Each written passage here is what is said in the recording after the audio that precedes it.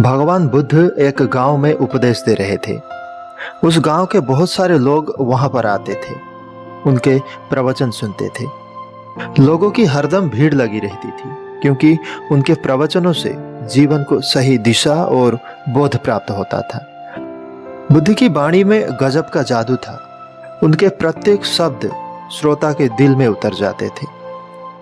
एक युवक प्रतिदिन बुद्ध का प्रवचन सुनता था।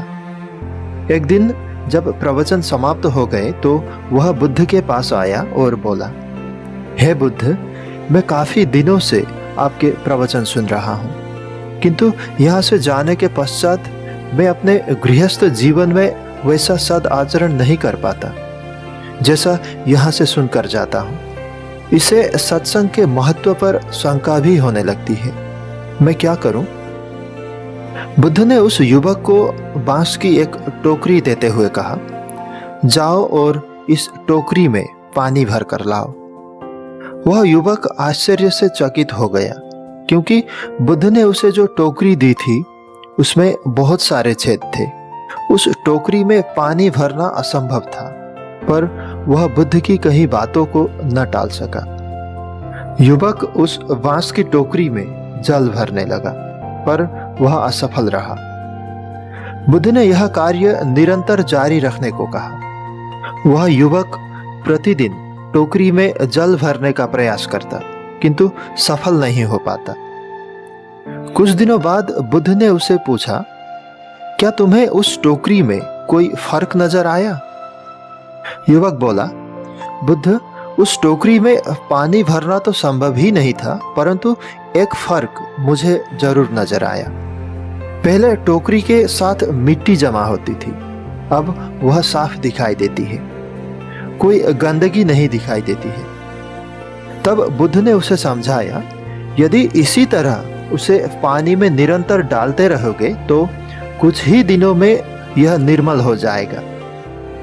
इसी प्रकार जो निरंतर सत्संग करते हैं, धीरे धीरे उनके अवगुण समाप्त होने लगते हैं और उनका मन एक दिन निर्मल हो जाता है। सत्संग का प्रभाव 1 या 2 दिन में दिखाई नहीं देता।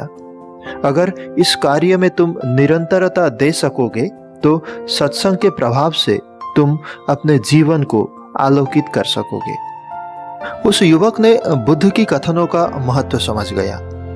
उसने अपनी समस्या का समाधान भी पा लिया। दोस्तों, निरंतर सत्संग से दुर्जन भी सज्जन हो जाते हैं, क्योंकि महापुरुषों की पवित्र वाणी उनके मानसिक विकारों को दूर कर उनमें सद्विचारों का आलोक प्रसारित कर देते हैं। सत्संग से बुद्धि और विवेक भी जागृत होता है। मनुष्य जितनी अधिक मात्रा में सत्संग करेगा और उस सत्संग से प्राप्त विवेक को महत्व देगा, उसके काम, क्रोध आदि विकार भी उतने ही ज्यादा नष्ट होंगे। दोस्तों, जब हम अच्छे लोगों के साथ रहते हैं तो उनके अंदर से प्रकाशित एक उच्च आध्यात्मिक सकारात्मकता का प्रभाव हम पर भी पड़ता है, और यही सकारात्मक प्रभाव हमारे अंदर एक गहन व्यक्तित्व निर्माण में सहायक होती है।